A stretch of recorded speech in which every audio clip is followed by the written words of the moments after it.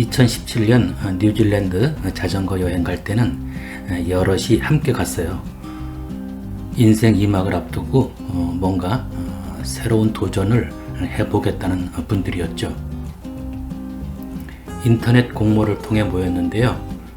춘천댁 4분 또 광주, 인천에서 오신 2분을 포함해서 모두 6명이었어요. 뉴질랜드는 계절이 한국과는 정반대라서 야영을 하려면 여름이 좋을 것 같아서 1월에 떠났어요. 남한의 2배 반 크기의 남북섬을 한 달 보름 동안 가기로 했어요. 첫날은 크라이스트 처치 한인 민박집에서 묵었는데요. 방 3개에 18만원, 저렴하고 친절했어요. 버너용 가스도 살 겸해서 시내에 나왔어요. 좌측 통행이라서 좀 헷갈리더라고요. 공원에도 가보고 2011년 지진으로 크게 부서진 대성당도 봤어요. 자전거를 조립하고 출발하는데 주인 4분이 응원소를 흔들면서 환영해 줬어요. 우리는 파이팅을 외쳤죠.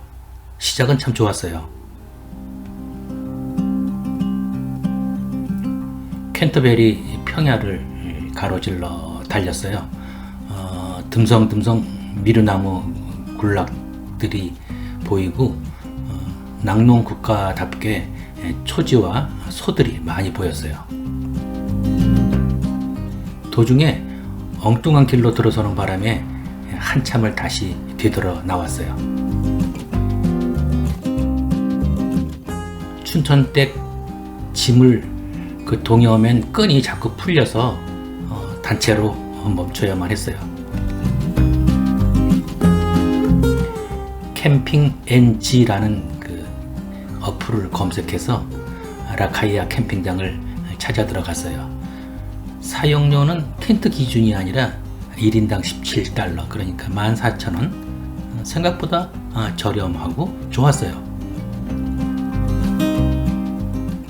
야영 첫날 밤은 비도 내리고 추웠어요.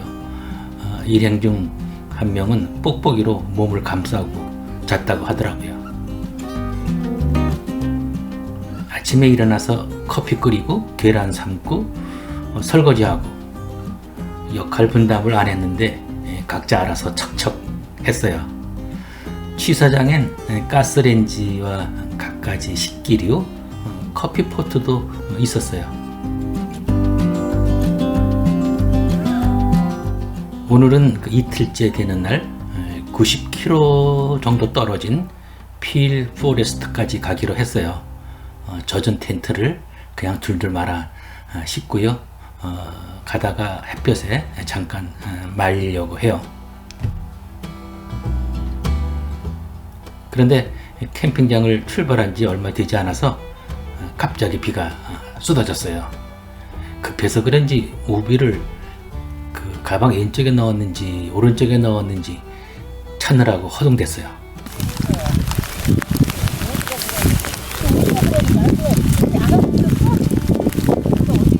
있는데 어디 있긴 있는데 어디 있는지 모르겠어.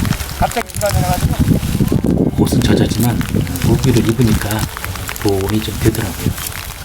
오늘의 목적지 필 포레스트에 거의 다 왔는데 해는 저물었고 비가 그치지 않아서 야영은 좀 어려울 것 같고 해서 호텔이나 민박을 검색했는데 찾을 수가 없었어요. 그래도 일단 허기는 채우려고 피자집에 찾아 들어갔어요.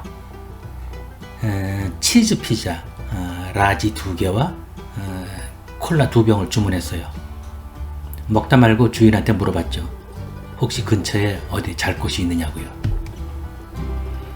한 군데 있다고 뭐라 하는데 잘 알아들을 수가 없더라고요. 일단 가보고 묵을 건지 말 건지를 정하는 게 좋을 것 같았어요. 나 혼자 얼른 갔다 오는 게 좋겠다고 생각했어요. 순간 어디서 거인이 나타나서 안내야겠다고 그러더라고요. 조금 경계심이 들었어요. 바깥에 SUV 차를 같이 탔어요. 저는 가까운 곳에 있겠지 생각했는데 큰 길을 한 10분 정도 달려서 다시 윗단길로 들어섰어요. 진흙길에 그 바퀴가 지그재그로 막 쭉쭉 미끄러지면서 점점 더 깊은 산속으로 들어가는 거예요. 사방이 어둑어둑해지고 갑자기 소름이 돋았어요. 혼자 온 걸 후회했지만 뭐 그때는 어쩔 수 없는 상황이죠. 한참을 지나서 도착해 보니까 산장이 있더라고요. 눅눅한 느낌으로 봐서 몇 달 전에 누군가가 이용한 것 같았어요. 침대, 주방, 뭐 벽난로를 안내하면서 어떠냐고 내게 묻더라고요. 당장 잘 곳이 없으니까 이런 곳에라도 묵어야겠는데 문제는 너무 멀고 일행들이 자전거를 끌고 진흙탕 구간을 통과할 수 없을 것 같았어요. 혹시 해서 물었죠. 우리 일행들을 이곳까지 실어다 줄 수 있겠냐고요. 그러니까 1인당 숙박비 15달러에 추가 비용 5달러씩을 더 내라는 거였어요. 다시 피자 식당으로 돌아와서 의견을 모아서 그렇게 하기로 했어요. 다 같이 차를 타고 미끄러지면서 산속으로 들어가는 기분은 아까와는 많이 달랐어요. 즐거웠어요. 젖은 옷까지 텐트를 방에 가득 펼쳐 놀았어요. 그리고 따뜻한 벽난로 앞에 둘러앉아서 빗줄딱 맞은 얘기를 하다가 제각기 그냥 잠이 들었어요. 다음날 아침 언제 비가 왔냐는 듯 햇살이 강했어요. 뭐가 그리 급한지 모두들 서둘러서 텐트와 침낭을 가방에 넣었어요. 제럴딘 방향 72번 로드를 따라서 달리기 시작했어요. 애초에 여행 방식을 정하기를 잠을 한 곳에서 자고 각자 자유롭게 여행하다가 저녁에 목적지에서 다시 만나자고 했는데 그 누구도 그 얘기를 다시 꺼내지 않았어요. 도로변 오차드 카페에서 점심을 주문했어요. 자연스레 메뉴는 금방 통일이 됐어요. 샌드위치 6개와 콜라 6병이었어요. 제럴딘 시내를 지나자마자 꽤 높은 고개가 연거푸 나타났어요. 뒤에서 누가 나를 자꾸 잡아당기는 것 같았어요. 모두들 안장에서 내려가지고 끌고 올라갔어요. 능선과 능선 사이를 쏜살같이 지나가는 구름대를 보니까 바람이 참 거세구나 하는 걸 느낄 수 있었어요. 힘들어 죽겠는데 벼랑에 염소들이 나를 보고 희죽희죽 웃는 것 같았어요. 드디어 고개 꼭대기에 4사람이 도착했어요. 두 남자가 보이지 않는 걸 보니까 이미 넘어간 것 같았어요. 물통을 비우고 다시 자전거 안장에 앉았어요. 힘들게 올라온 만큼 내리막길에서는 보상을 좀 받아야 하는데 왠지 겁부터 났어요. 강풍이 이쪽에서 불었다가 저쪽에서 불었다가 갈피를 잡을 수 없었어요. 순간 앞서가던 그 춘천댁이 심하게 흔들리더니 도랑으로 그냥 콱 처박혔어요. 자전거는 도로 한가운데로 나뒹굴고요. 정말 사고가 난 거예요. 지나가는 차들이 급정지를 했어요. 다행히 2차 사고는 발생하지 않고요. 마침 어떤 여성 운전자가 춘천댁한테 오더니 응급처치를 하기 시작했어요. 자, 오른팔을 드세요. 자, 왼팔을 드세요. 자, 숨을 들어 마시고요. 다행히 의식은 있더라고요. 어깨 쪽 그 옷이 찢어져가지고 피가 흐르고 있었어요. 지나가던 운전자들이 모두 와서 뭐 도와줄 게 없느냐고 물었고 노 땡큐 소리를 듣고 나서야 각자 떠났어요. 한 사람도 그냥 지나가는 사람이 없었어요. 춘천댁은 나보고 그 앞서 간 남편을 불러달라고 했어요. 그런데 전화도 안 받고 카톡도 안 되고 아무튼 뭐 곧 올 거라고 그랬죠.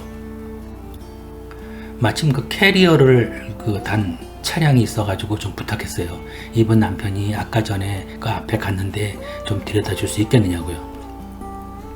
그랬더니 흔쾌히 그 유턴해서 한 20-30분쯤 지나서 남편과 자전거를 싣고 왔어요.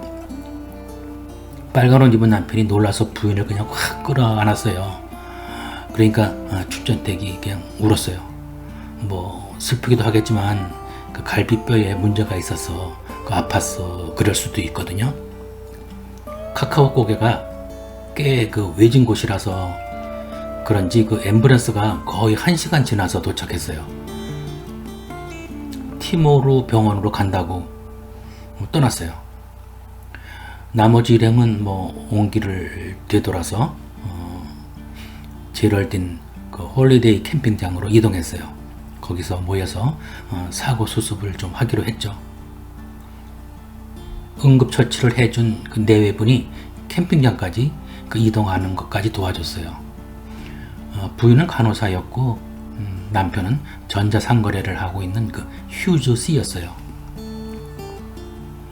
진심으로 감사하다는 인사를 했는데 오히려 이런 도움을 줄 수 있는 기회가 주어져서 기쁘다는 말에 제 코끝이 시큰했어요. 밤이 돼서야 병원에서 연락이 왔어요. 갈비뼈 2대가 금이 갔고 2주간 절대 안정이 필요하다는 진단이었어요. 병원비는 일체 뉴질랜드 국가에서 부담을 한다고 하더라고요. 외국인이 그 재난을 당하면 무상 치료를 해준대요. 불행 중 다행이지만 더 이상 자전거 여행을 같이 할 수 없게 됐죠. 사고 자전거를 한국으로 보내기 위해서 박스 2개를 구하는 거, 또 택배를 붙이는 거, 한국과 달리 정말 어려웠어요. 제럴딘 캠핑장 그 매니저가 정성껏 도와줘서 너무 감사했어요. 휴즈 씨 내외분 그리고 제럴딘 캠핑장 매니저에게 훗날 한국에서 꼭 뵙자고 했어요. 연락처를 주고받았어요. 사고를 당한 그 춘천댁 내외부는 렌트카를 빌려서 조심조심 몇 군데 더 들러보고 귀국한다고 먼저 떠났어요. 사고라는 게 뭐 언제 어디서든 일어날 수 있는 거지만 이번 여행을 주관한 저로서는 이런 일이 생겨서 마음이 정말 아팠어요. 여행 5일째 내일은 지구상에서 가장 맑은 하늘을 볼 수 있다는 데카포 호수로 갑니다. 어제 사고 잊으려고 해요.